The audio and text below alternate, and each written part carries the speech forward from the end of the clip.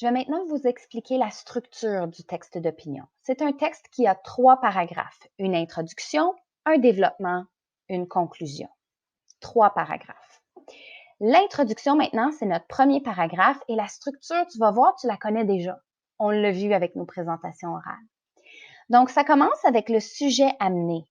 J'attire l'attention du lecteur en mettant le sujet en contexte sans répondre à la question ou sans nommer mon sujet.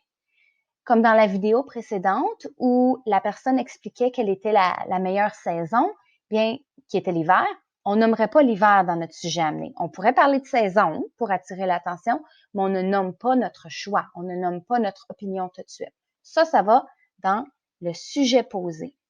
Ici, j'indique très clairement mon opinion sur le sujet avec des expressions comme « à mon avis »,« selon moi »,« il est important »,« je suis convaincu »,« je pense que », personnellement. Donc ici, on nomme notre sujet, on nomme notre opinion, on prend notre position. OK, on dit notre opinion dans le sujet posé. Et ensuite, on a le sujet divisé. Ici, j'indique quels seront les 3 énoncés qui seront expliqués dans le développement. Donc, dans le sujet posé, j'ai nommé l'hiver, qui est ma saison favorite. Dans le sujet divisé, je donne un aperçu, un preview de quels seront mes 3 énoncés, mes 3 arguments du développement. Donc, ça, c'est l'introduction. Et je te donne un exemple. Donc, ici, c'est un texte qui parle de l'uniforme scolaire. De l'excitation. Voilà ce que je ressens lorsque je pense à l'idée de porter un uniforme à l'école. Ça, c'était notre sujet amené. On attire l'attention.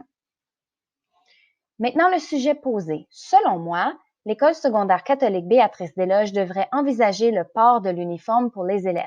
Là, j'ai donné mon opinion. Je veux que l'école ait des uniformes. Et maintenant, le sujet divisé. Je vais annoncer mes 3 énoncés qui vont s'en venir dans le développement.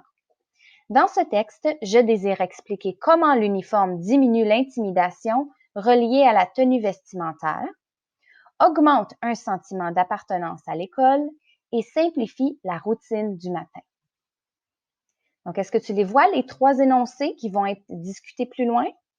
On a, ça diminue l'intimidation reliée à ce qu'on porte, ça augmente un sentiment d'appartenance à l'école, puis ça simplifie la routine le matin.